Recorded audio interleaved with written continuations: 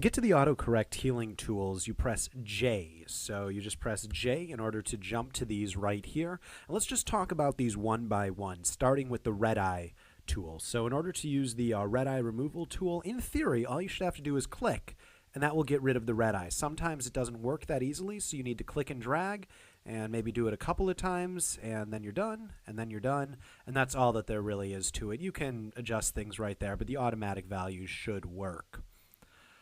The spot healing brush here, let's switch out images right here. The spot healing brush, in theory, should be able to look at something such as a wire and then be able to remove them automatically. While there are options that you can right-click on, I suggest changing the size with just the square bracket key. So,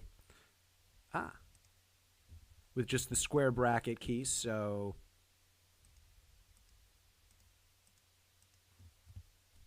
just hitting that key makes it bigger, that key makes it smaller, and with the spot healing brush, you just be able to wipe across it and it will get rid of it. If you want to have a little bit more control, so you can see it became a little bit splotchy up here, if you want a little bit more control, the healing brush gives you that. And the way the healing brush works is instead of just clicking and dragging, you hit Alt, then you click in order to sample, and then you drag, and it copies and pastes from the place that you hit Alt to the place down here. If you right-click, it's the same options that you get, and it gives you slightly more control. In general, you want to use sampled, you want to uncheck aligned, and current and below is almost always the right option. And that's just in case you have a color adjustment layer. It's good practice to do it that way. Next tool, the patch tool. The way that this works is you select around an area like this, you click and drag, and it copies and pastes that in. So there we go. We have it fixed right there. Not a problem. Obviously, if you have a more troublesome area like this, the patch tool isn't going to do such a good job, and nor will the others.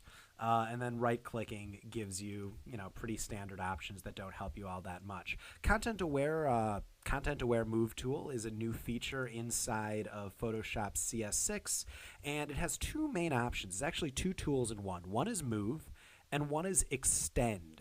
So with move, what you do here, let's just select around this, and now if I click and drag this down here, in theory, it should set the head down here. So it takes a little bit to analyze, and then it should get rid of it up there and set it down there. Perfect. The other thing that it allows you to do is extend. So if I go to extend, I can actually just push this in this direction, and it should get rid of this bit of ear, get rid of all of that, and we're making it so the cow is just a little bit smaller right there. So going from this to this, and obviously we need to go in and adjust some of those things up there. Like and subscribe.